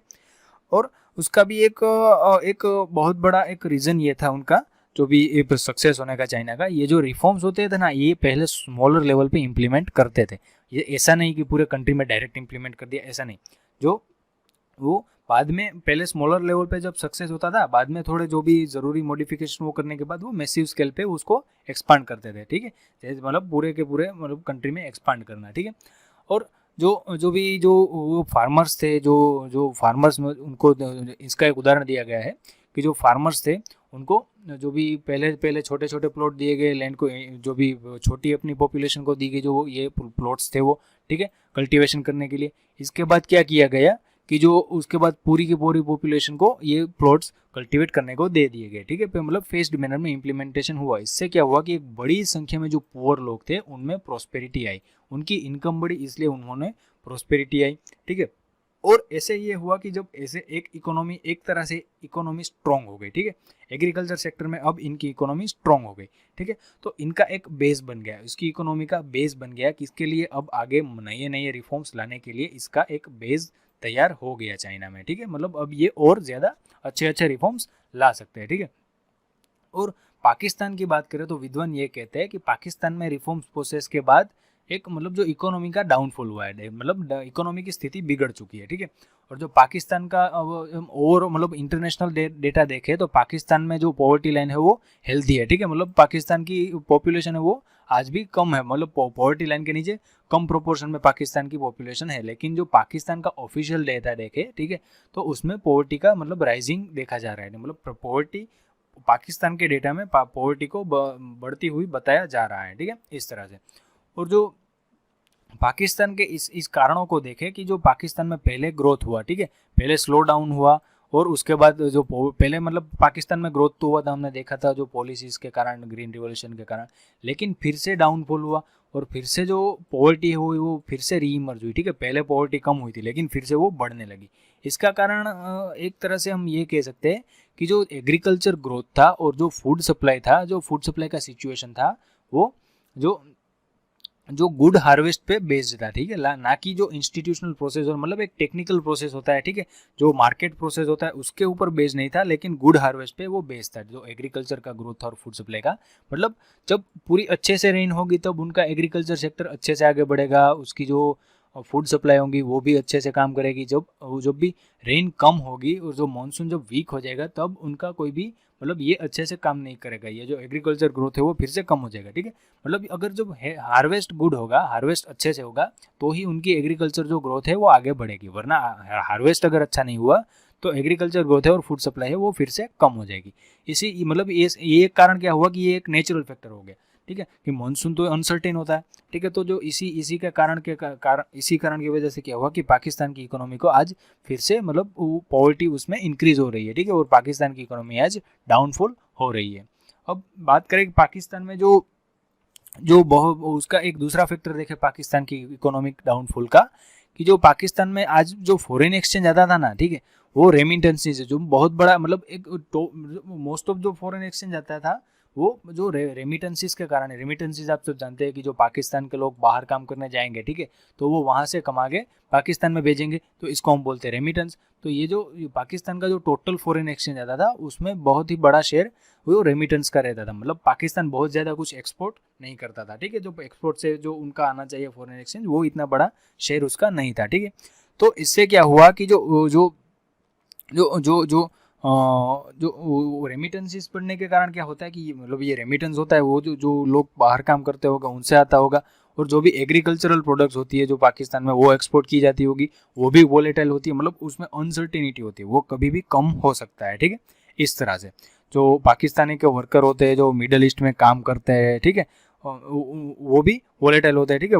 मिडल ईस्ट में वो काम तो करते हैं, जब तक काम करते हैं तब तक पाकिस्तान को रेमिटेंसेस मिलते रहेंगे, लेकिन उनकी कोई एम्प्लॉयमेंट की जो मतलब जो पाकिस्तान के लोग के जो काम कर रहे हैं उनकी कोई एम्प्लॉयमेंट की सिक्योरिटी नहीं होती, ठीक है, तो वो कभी भी वहाँ से निकाल दिए जा सकते हैं, तो रेमिटेंस कम हो सकता है। उसी के बाद जो जो एक्सपोर्ट वो करते थे पाकिस्तान, ठीक है, वो किसका करते थे, जो एग्रीकल्चर प्रोडक्ट का एक्सपोर्ट करते थे पाकिस्तान वाले, ठीक है। लेकिन एग्रीकल्चर का जैसे मैंने बोला कि एग्रीकल्चर क्या होता है कि वो गुड हार्वेस्ट पे निर्भर था, ठीक है, ना कि टेक्निकल इंस्टीट्यूशंस पे, मतलब टेक्निकल मेथड पे बेस्ड ना होने के बजाय उसमें उनका जो एग्रीकल्चर है वो गुड हार्वेस्ट पे निर्भर था। अगर कोई हार्वेस्ट अच्छा नहीं हुआ तो वो एग्रीकल्चर पाकिस्तान वाले एग्रीकल्चर प्रोडक्ट्स को एक्सपोर्ट नहीं कर पाएंगे, ठीक है। तो मतलब उसमें एक अनसर्टिनिटी होती है, ठीक है। तो इसके कारण क्या होता है कि जो उनका जो फॉरेन एक्सचेंज था वो वोलेटाइल रहता था, वो अनसर्टेन रहता था, कभी भी कम हो सकता है इसका मतलब, ठीक है। और उसके बाद जो कंट्री था उसकी इकोनॉमी फॉरेन लोन्स पे ज़्यादा डिपेंडेंट रहती थी। कभी IMF से ले लिया, कभी जो वो इकोनॉमी वर्ल्ड इकोनॉमिक फोरम है उनसे लोन ले लिया, ठीक है। इस तरह से वो IBRD से लोन ले लिया, वर्ल्ड बैंक से लोन ले लिया, ठीक है। इस तरह से वो पाकिस्तान की जो इकोनॉमी है वो जो एक उसमें जो फॉरेन लोन पे उनका डिपेंडेंस बढ़ रहा था, ठीक है। और उसके बाद जो अपना जो वापस उसको रीपे करना होता है उसमें डिफिकल्टी आ रही थी, ठीक है। जाहिर सी बात है, अब वो ले तो लिया, अब बाद में जो पे करने की बारी आएंगी तब उनके पास इतना ज़्यादा इनकम हुआ नहीं होगा, ठीक है। तो इस तरह से उनका एक प्रॉब्लम ये रहता था कि उनका जो फॉरेन एक्सचेंज था वो भी सिर्फ रेमिटेंस पे निर्भर करता था, और जो वो रेमिटेंसेस और जो भी जो वोलेटाइल एक्सपोर्ट्स होते हैं एग्रीकल्चर के उस पर निर्भर करता था, और पाकिस्तान की इकोनॉमी फॉरेन लोन्स पे निर्भर थी। इसी के कारण पाकिस्तान की इकोनॉमी में डाउनफॉल आया था, ठीक है। और लास्ट फ्यू ईयर्स की अगर हम देखें तो पाकिस्तान में कुछ मतलब ओवरऑल रिकवरी हम देख रहे हैं, ठीक है। मतलब जो डाउनफॉल ये आया था उसके बाद पाकिस्तान ने भी कुछ अच्छे पॉलिसीज बनाए और जो जो स्थिति हाथ से बाहर जा रही थी उसको फिर से कंट्रोल किया, और इकोनॉमिक ग्रोथ फिर से मतलब उसको फिर से रिकवर किया गया। वेरियस जो भी मतलब जो वेरियस पॉलिसीज़ फ्रेम करके, ठीक है। और जो 2019 और 19 का डेटा है, एनुअल प्लान का जो डेटा है, ठीक है, जो रिपोर्ट है 2019-20 का, उसमें 5.5% का जीडीपी रजिस्टर किया गया था, ठीक है। प्रीवियस डिकेट्स के हिसाब से, मतलब जो पिछले दशकों के हिसाब से देखा जाए पाकिस्तान के, तो सबसे ज़्यादा था ये 5.5% का, ठीक है। मतलब ओवरऑल पहले चाहे पाकिस्तान ने पहले ग्रोथ किया, ठीक है। ये कह रहा है कि पाकिस्तान ने पहले ग्रोथ किया, बाद में जो ग्रोथ, जो इकोनॉमिक स्लो डाउन और ग्लोबलाइजेशन की वजह से क्या हुआ कि पूरी दुनिया जुड़ गई, इंटीग्रेट हो गई। और पाकिस्तान का अभी क्या था कि वो उसका जो फॉरेन एक्सचेंज था वो भी वोलेटाइल था, और वो फॉरेन लोन्स पे निर्भर करते थे, ठीक है। तो वो वहाँ पे फिर से मतलब डाउनफॉल है इकोनॉमी का। फिर से पाकिस्तान ने अब क्या किया कि जो वेरियस पॉलिसीज बनाई और फिर से अपनी इकोनॉमी को रिकवर किया। इस तरह से पाकिस्तान की ये जर्नी रही है, ठीक है। अब यहाँ पे हमारा चैप्टर खत्म होता है, और अब हम मोटे मोटे तौर पे अब ये कंक्लूजन आता है, ठीक है, कि वो निष्कर्ष हमें क्या मिलता है इस चैप्टर से, ये हम देखते हैं। कि अगर हम देखें कि जो इन तीनों, पहले से मैं आपको शुरू करूँ कि तीनों कंट्री है, जो इंडिया, चाइना, पाकिस्तान, तीनों ने मतलब एक ही समय से अपनी डेवलपमेंट जर्नी स्टार्ट की थी, ठीक है। और 1970s 1980s तक इन तीनों का जो डेवलपमेंट का रेट था वो सेम लेवल का ही, मतलब डेवलपमेंट का रेट था, और वो भी मतलब लो डेवलपमेंट था तीनों कंट्री का। ऐसा नहीं कि चाइना आगे निकल गया था, ठीक है। चाइना भी 1970s तक इंडिया और पाकिस्तान के जैसे ही लो डेवलपमेंट से मतलब सफ़र कर रहा था, ठीक है। और उसके बाद जो लास्ट 3 डिकेड्स में देखे तो इन तीनों का जो, हमारे इन तीनों कंट्री का जो डेवलपमेंट रेट है वो काफ़ी डिफरेंट लेवल पे रहता है, ठीक है। और इंडिया में क्या हुआ है कि जो इंडिया का जो डेवलपमेंट रेट हो रहता है वो मतलब उसने मॉडरेट परफॉर्म किया, मतलब इतना ज़्यादा अच्छा परफॉर्म भी नहीं किया है हमारी कंट्री में, ठीक है।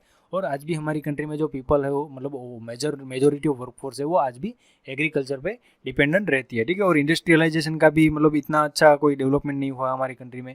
जो इंफ्रास्ट्रक्चर है वो भी हमारी कंट्री में आज इतना ज़्यादा एडेक्वेट नहीं है, ठीक है। मतलब वो मतलब जितनी इंफ्रास्ट्रक्चर है तो सही हमारी कंट्री में, लेकिन जितनी ज़रूरत है इतना ज़्यादा इंफ्रास्ट्रक्चर हमारी कंट्री में नहीं है, ठीक है। और आज भी हमारी कंट्री में 1/4 ऑफ पॉपुलेशन है वो पॉवर्टी के नीचे जी रही है, ठीक है। और जो जो पॉलिटिकल इंस्टेबिलिटी होती है, जो जो ओवर डिपेंडेंस ऑन रेमिटेंसेस होता है, फॉरेन एड्स होती है, ठीक है। जो हमारी हमारी इंडिया की कंट्री का तो देखा हमने, जो अब पाकिस्तान का देखे, जो political instability, Pakistan military state है, ठीक है। कभी भी मिलिटरी वहाँ पे जो भी करे वो पॉलिटिशियंस को करना पड़ता है, ठीक है। इस तरह से अब जो रेमिटेंसेस के ऊपर भी उनका जो यहाँ पे देखा ना हमने कि ओवर उनका डिपेंडेंस था, और जो फॉरेन लोन्स थी जो, ठीक है, उन पे भी उनका फॉरेन जो एड था उन पे भी उनका ओवर डिपेंडेंस था, और वो उनको रिपे नहीं कर पाए। उसके कारण पाकिस्तान में स्लो डाउन आया था, ठीक है। लेकिन बाद में लास्ट 3 इयर्स में हमने अगर हम देखें तो पाकिस्तान में भी फिर से रिकवरी देखी जा रही है, ठीक है। अब चाइना में जो जो जो क्या हुआ है कि चाइना में ग्रोथ तो देखा गया है, ठीक है, लेकिन वहाँ पे पॉलिटिकल फ्रीडम नाम का मतलब कुछ नहीं है, मतलब वो डिक्टेटरशिप है, आपको पता है, ठीक है। वहाँ मतलब जो जो प्रोपेगेंड, जो वहाँ के न्यूज़ भी होते हैं वो भी प्रोपेगेंडा मशीन होता है, इस तरह से, ठीक है। तो मतलब चाइना में इतना मतलब ह्यूमन डेवलपमेंट तो हुआ है, लेकिन इतना ये जो पॉलिटिकल फ्रीडम होना चाहिए, लिबर्टी के जो इंडिकेटर्स होते हैं उसके नाम पे चाइना में कुछ नहीं है, ठीक है। जो ह्यूमन राइट्स है जो, ठीक है, उसके भी मतलब उइगर्स के भी वो इश्यू चल रहा है वहाँ पे कि वो चाइना ह्यूमन राइट्स का वायोलेशन कर रहा है, ठीक है। तो मतलब ये सब जो इश्यूज है वो चाइना में चल रहे हैं आज भी, ठीक है। वहाँ पे डेवलपमेंट तो हुआ है, ये सच बात है, ठीक है। और चाइना ने क्या किया कि मार्केट सिस्टम का यूज़ किया है, ठीक है। मतलब मार्केट सिस्टम का मतलब यूज़ करना कि गवर्नमेंट का कंट्रोल तो रहेगा, लेकिन प्राइसिंग का क्या होगा कि वो मार्केट सिस्टम के हिसाब से तय किए जाएंगे, ठीक है। मतलब इकोनॉमी का ओवरऑल ग्रोथ बढ़ता रहता है उसमें, ठीक है। मतलब एक तरह का हम बोल सकते हैं कि एक एलिमेंट होता है कैपिटलिज्म का, कि जो मार्केट सिस्टम होता है वो कैपिटलिज्म में सबसे ज़्यादा यूज़ होता है, ठीक है। जो मतलब वो चाइना ने भी इसका यूज़ किया है, ठीक है। मतलब गवर्नमेंट का अल्टीमेट कंट्रोल तो गवर्नमेंट का ही रहता है, लेकिन मोटे मोटे तौर पे ऑटोनॉमी दी जाती है मार्केट को, ठीक है, कि वो अपने हिसाब से जो प्राइस सप्लाई डिमांड है वो अपने हिसाब से तय कर सकता है, ठीक है। इसके कारण चाइना में एक अच्छी तरह से जो एक कह सकते हैं कि प्रोस्पेरिटी आई है, और जो पॉवर्टी है उसका भी एलिवेशन, मतलब पॉवर्टी बहुत बहुत बड़े एक्सटेंट पे कम हुई है चाइना में, जो पॉवर्टी है वो, ठीक है। और जो पब्लिक सेक्टर एंटरप्राइज है उसको भी चाइना ने उसने जो एक प्राइवेटाइजेशन किया अपना पब्लिक सेक्टर एंटरप्राइज का, ठीक है, उसमें भी उन्होंने क्या किया कि मार्केट मैकेनिज्म का यूज़ किया। जो ये मार्केट मैकेनिज्म होता है, इसका मतलब ये हुआ कि प्राइवेट सेक्टर का भी जो प्राइसिंग होगा, जो मतलब प्राइवेट सेक्टर का रोल होगा वो मार्केट सिस्टम के अनुसार ही होगा, जो भी प्राइसिंग भी होगा, जो भी प्रॉफिट होगा, वो सब मार्केट के ऊपर निर्भर करेगा, ना कि गवर्नमेंट के कंट्रोल के ऊपर। इसका मोटे मोटे तौर पे मतलब ये होता है, ठीक है। मार्केट सिस्टम का मतलब ये होता है कि गवर्नमेंट का कंट्रोल कम रहेगा, ठीक है। अल्टीमेट कंट्रोल होगा गवर्नमेंट का, लेकिन जो ओवरऑल जो मतलब जो भी प्राइसिंग होगा, जो भी मतलब जो भी इकोनॉमी चलेगी, वो डिमांड सप्लाई के मेजर पे ही चलती रहती है, ठीक है। इसको हम बोलते हैं मार्केट सिस्टम, ठीक है। तो चाइना ने जो प्राइवेटाइजेशन किया तभी इसी अप्रोच का, जो पब्लिक सेक्टर एंटरप्राइजेस का प्राइवेटाइजेशन किया, तभी ये मार्केट मैकेनिज्म है उसी अप्रोच का यूज़ किया था, ठीक है। उससे क्या हुआ कि जो चाइना में क्या हुआ कि एक प्राइवेटाइजेशन से क्या हुआ कि सोशल और इकोनॉमिक अपॉर्चुनिटी दोनों चाइना में इंक्रीज हुई, ठीक है। लोगों की इनकम भी बढ़ी, लोगों की एम्प्लॉयमेंट अपॉर्चुनिटी भी बढ़ी, इस तरह से, ठीक है। तो मतलब चाइना में ओवरऑल प्रोस्पेरिटी आई है, ठीक है। और चाइना ने क्या उसमें क्या इंश्योर किया चाइना ने कि जो जो सोशल सिक्योरिटी आज रूरल एरिया में, आज हमारी कंट्री में सोशल सिक्योरिटी बहुत ज़्यादा नहीं रहती है, हमारी कंट्री में, इंडिया और पाकिस्तान दोनों में। लेकिन चाइना ने क्या किया कि रूरल एरिया के लोगों को भी सोशल सिक्योरिटी मतलब प्रोवाइड करवाई, ठीक है। इसका मतलब ये कैसे होगा कि गवर्नमेंट का इंटरवेंशन होगा इसमें, गवर्नमेंट ने ये सब प्रोवाइड करवाया, ठीक है। गवर्नमेंट ने रूरल एरिया में सोशल सिक्योरिटी प्रोवाइड करवाई। इंडिया में ऐसा अभी तक नहीं हुआ है, ठीक है। मतलब वो बहुत ज़्यादा मतलब हुआ नहीं है। मतलब जो भी आज भी इंडिया में क्या है कि जो रूरल एरिया है, हम जानते हैं उसका जो भी मतलब ओवर डिपेंडेंस रहता है एग्रीकल्चर पे, और कोई सोशल सिक्योरिटी नहीं होती, इनफॉर्मलाइजेशन, कैजुअलाइजेशन होता है, ये सब। लेकिन चाइना ने ये पहले ही इसका मतलब सॉल्यूशन निकाल लिया था, ठीक है। सोशल सिक्योरिटी प्रोवाइड करवाई, उसके बाद पब्लिक इंटरवेंशन, मतलब गवर्नमेंट के इंटरवेंशन से क्या किया कि जो जो रिफॉर्म्स के पहले ही उन्होंने सोशल इंफ्रास्ट्रक्चर बिल्ड करना शुरू कर दिया गया था, ठीक है। मतलब रिफॉर्म्स आते हैं, ठीक है, हमारी कंट्री में भी रिफॉर्म्स लाए गए। रिफॉर्म्स लाने के बाद हमारी कंट्री में इंफ्रास्ट्रक्चर नहीं था, सोशल भी नहीं था, इकोनॉमिक भी नहीं था, टेक्नोलॉजिकल इंफ्रास्ट्रक्चर भी नहीं था। तो क्या हुआ कि रिफॉर्म्स की जितनी ज़्यादा अच्छा रिजल्ट्स मिलने चाहिए वो नहीं मिल सके, ठीक है। तो चाइना ने तो रिफॉर्म्स के पहले ही ये सोशल इंफ्रास्ट्रक्चर बिल्ड कर लिया था, ठीक है, जिनका उनको ओवरऑल पॉजिटिव रिजल्ट्स मिलने को मिला, जो ह्यूमन डेवलपमेंट ग्रोथ इंडिकेटर्स है उसमें, ठीक है। जो हमने देखा था कि हेल्थ केयर और एजुकेशनल और इन सब में क्या हुआ कि उनका एक जो इंफ्रास्ट्रक्चर इतना अच्छा होने के कारण ही उतना इनका जो ग्रोथ दिख रहा है, ठीक है। उनका जो जो एजुकेशनल लेवल अच्छा है, हेल्थ केयर का सिस्टम अच्छा है, वो इसी कारण है कि रिफॉर्म्स के पहले ही चाइना ने सोशल इंफ्रास्ट्रक्चर को बिल्ड कर लिया था, ठीक है। तो चलिए दोस्तों, इसी के साथ हम हमारी जो क्लास 11th की NCERT है वो बुक आज हम ख़त्म करते हैं। ये हमारा लास्ट चैप्टर था। इसके बाद हम शुरू करेंगे क्लास 12th की जो जो इकोनॉमिक्स की सीरीज, हम क्लास 12th की अब हम शुरू करेंगे, ठीक है। तो चलिए आज के लेक्चर में इतना रखते हैं, ठीक है। चलिए बाय बाय।